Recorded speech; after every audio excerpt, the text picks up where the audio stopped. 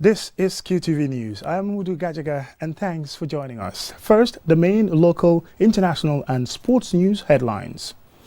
In a press release from the State House, President Adama Barrow declares Saturday, the 29th of August 2020, a public holiday throughout the country in observance of the Muslim New Year, also known as Yomul Asura.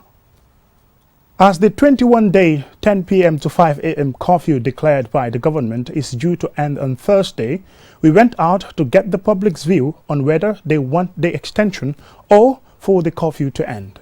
Following a spike in the coronavirus cases in the Gambia, we take a look at the 127th COVID-19 situation report after the government announced the mandatory use of face masks and imposed a night curfew. Following an announcement on Thursday by the World Health Organization's Africa Regional Certification Commission that Africa is now polio-free, we also find out what Gambia's progress has been in eradicating polio. A stakeholders meeting was recently organized at the Police Commissioner's office in Basse to address problems between the police and motorcycle taxi operators.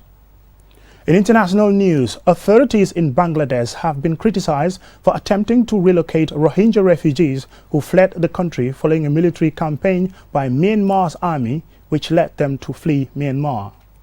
Also in international news, in the USA, the governor of Wisconsin has declared a state of emergency following a violent mass protest over the police shooting of a 29-year-old black man on Sunday.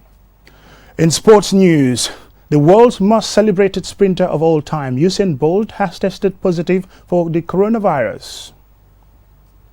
And still on sports news, legendary Barcelona forward Lionel Messi has asked to leave the club.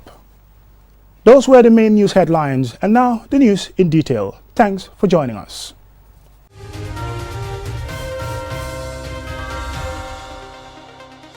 Welcome and thank you for joining us. First, we'll start with a press release from the State House. President Adama Barrow has declared Saturday the 29th of August 2020 a public holiday throughout the Gambia in observance of the Muslim New Year, also known as Yomul Asura.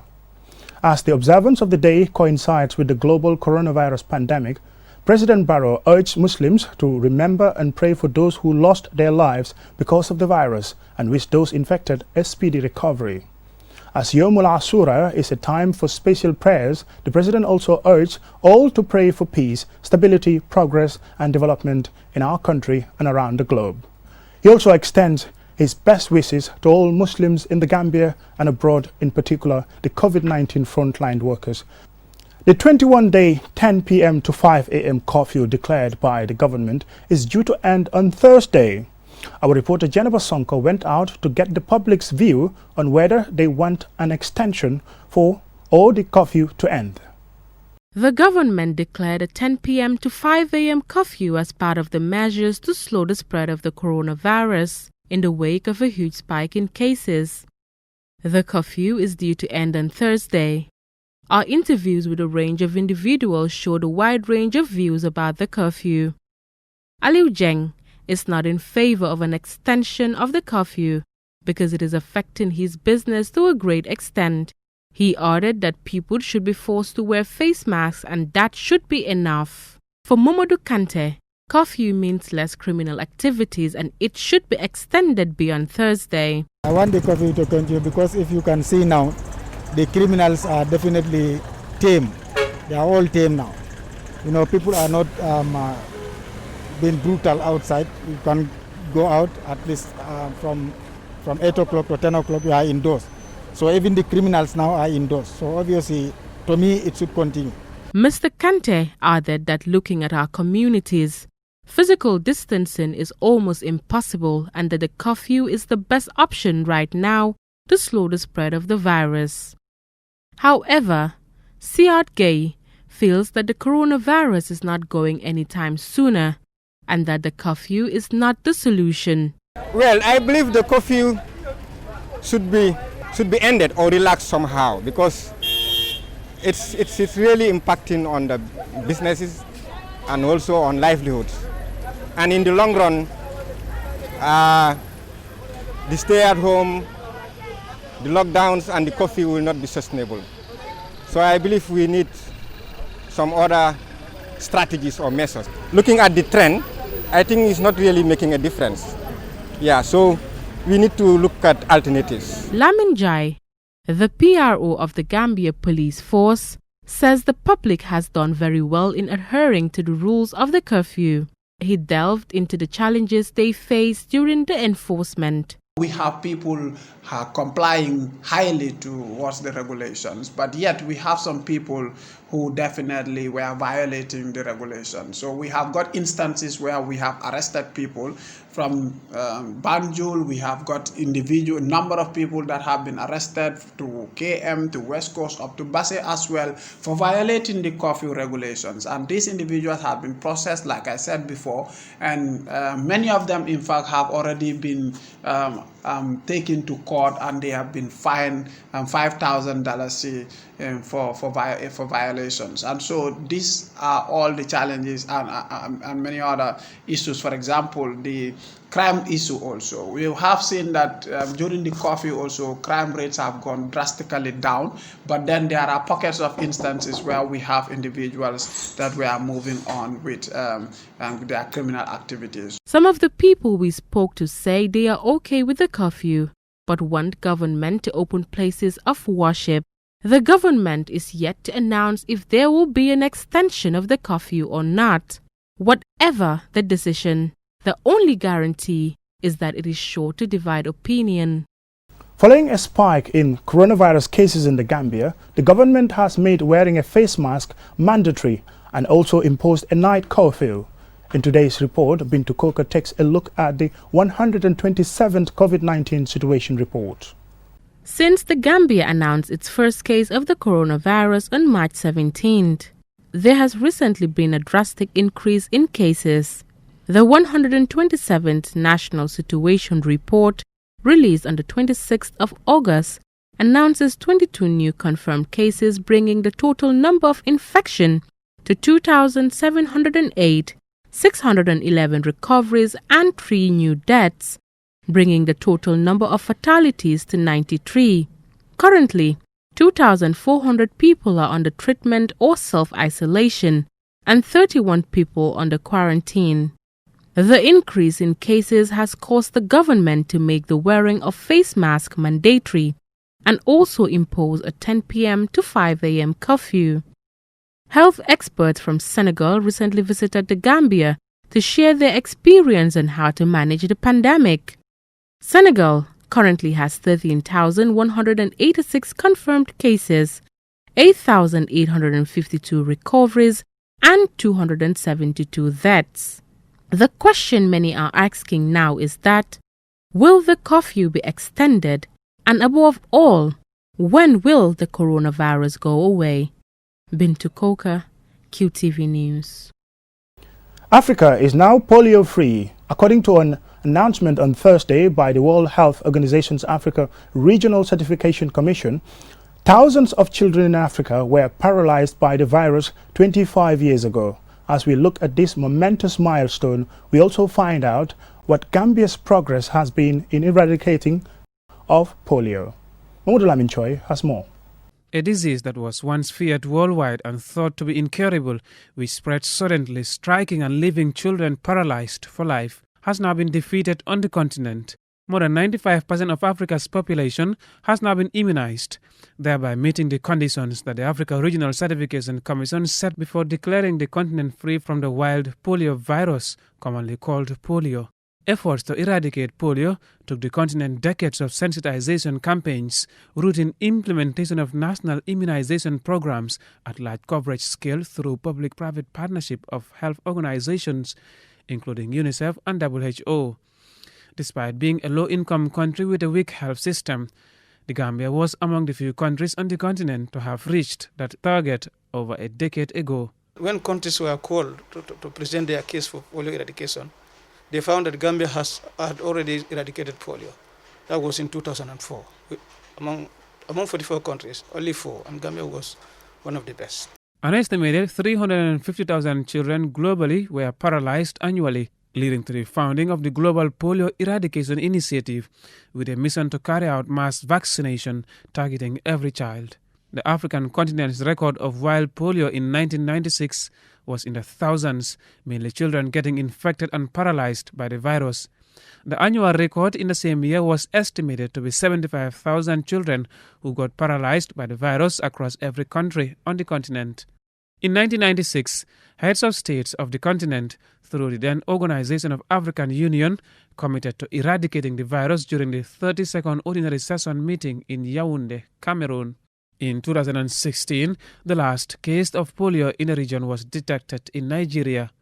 The country recorded no new cases for 3 years, while polio now exists only in 2 countries in the world, namely Pakistan and Afghanistan. Children under the age of 5 are usually affected by the virus and are sometimes left with irreversible paralysis, which can cause death when breathing muscles are affected. Experts have warned that the fight is not over yet, because there is a risk of reintroducing the disease through everyday phenomena like global travel, as had happened before. The vigilance will continue. That's the AFP surveillance. As the saying goes in polio eradication, once there is a polio case anywhere, everywhere is at risk. So we have our public health officers in all the health facilities and all the border entry points in this country. We will continue to remain vigilant to look for cases of paralytic conditions among this age cohort, I told you, 15 years downwards.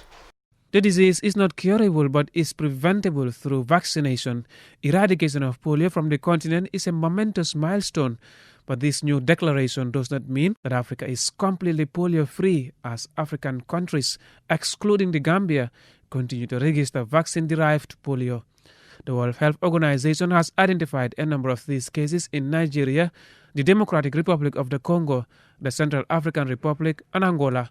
The existence of this form of the polio is a threat to the continent because weakened forms of the polio virus can pass among under-immunized populations, which can eventually change to a form that can cause paralysis to infected children. In 2020, 177 cases of vaccine-derived polio have been identified in the continent.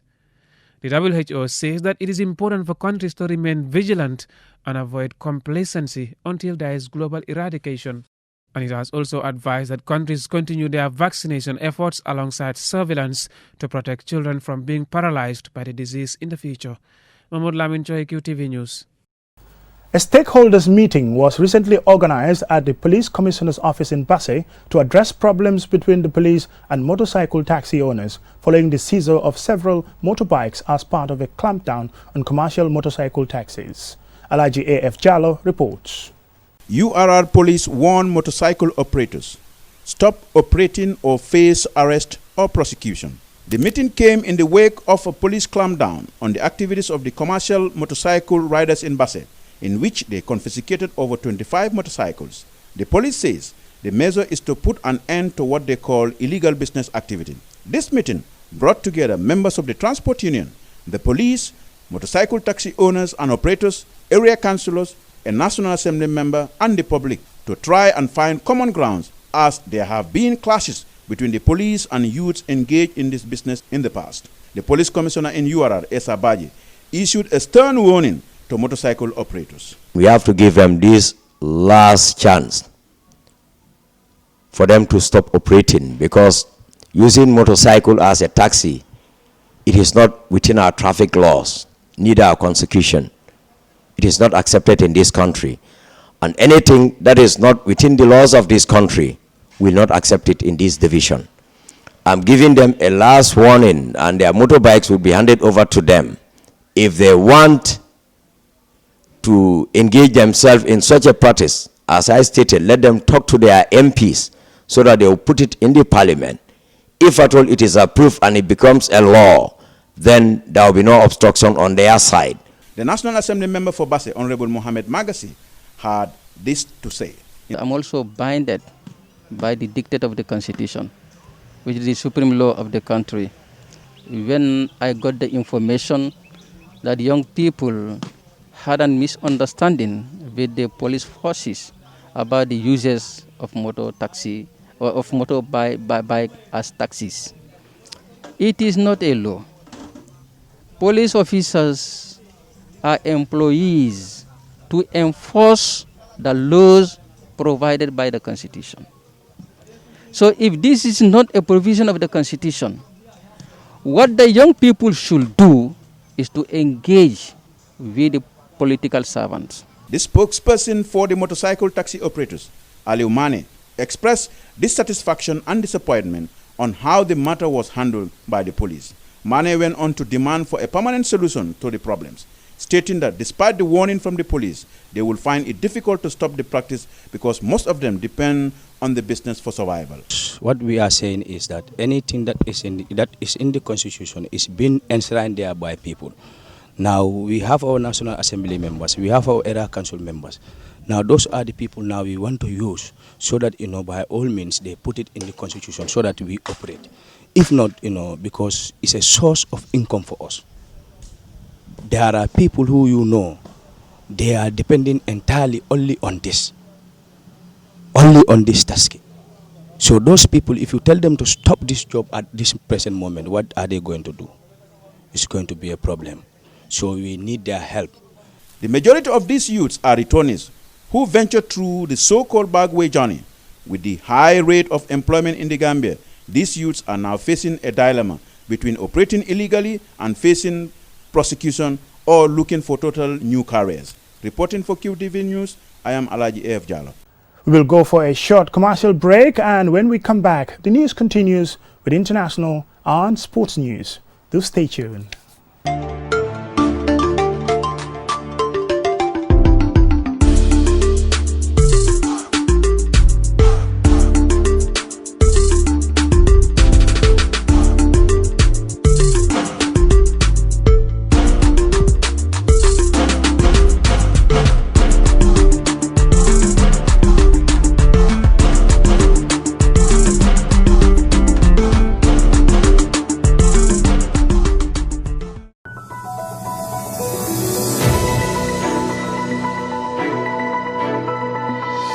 Welcome back and thank you for joining us. This is QTV News.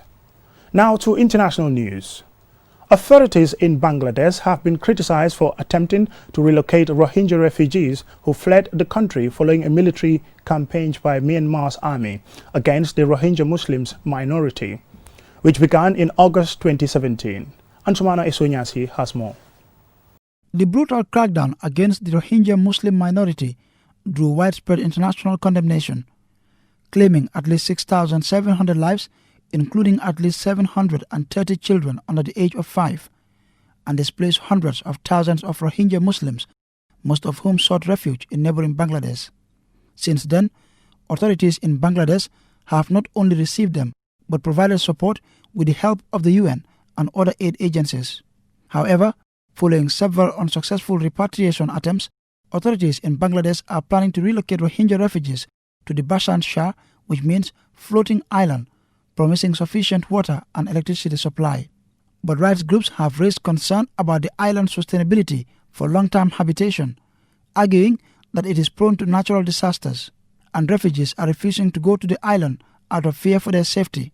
About 1,440 buildings to shelter around 100,000 Rohingya have already been built on the island.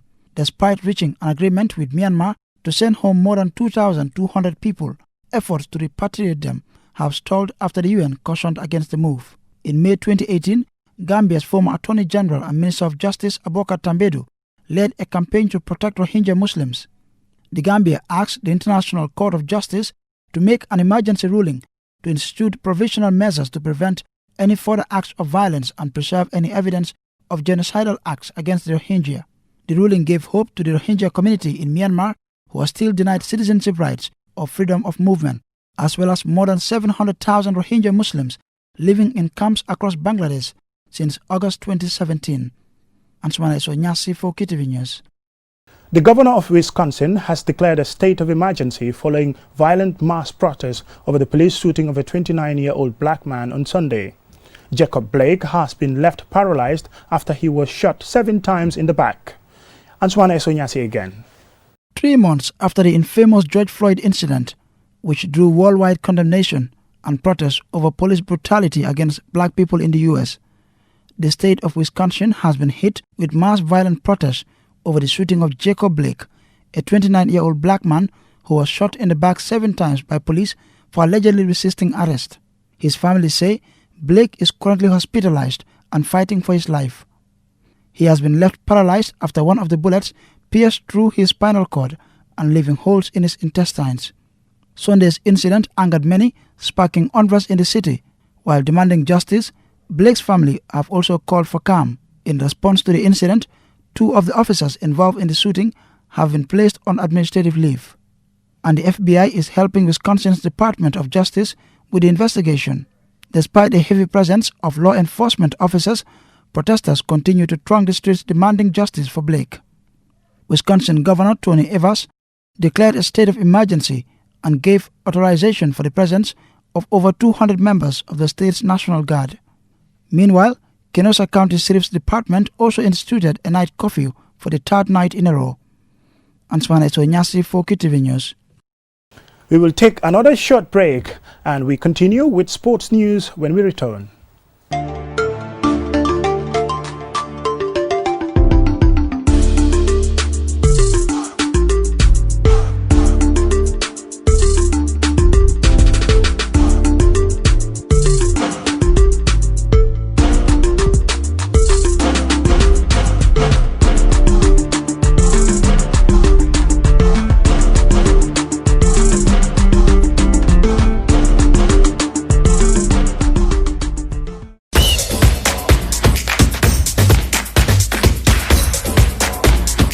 Welcome back and thank you for joining us. This is QTV News.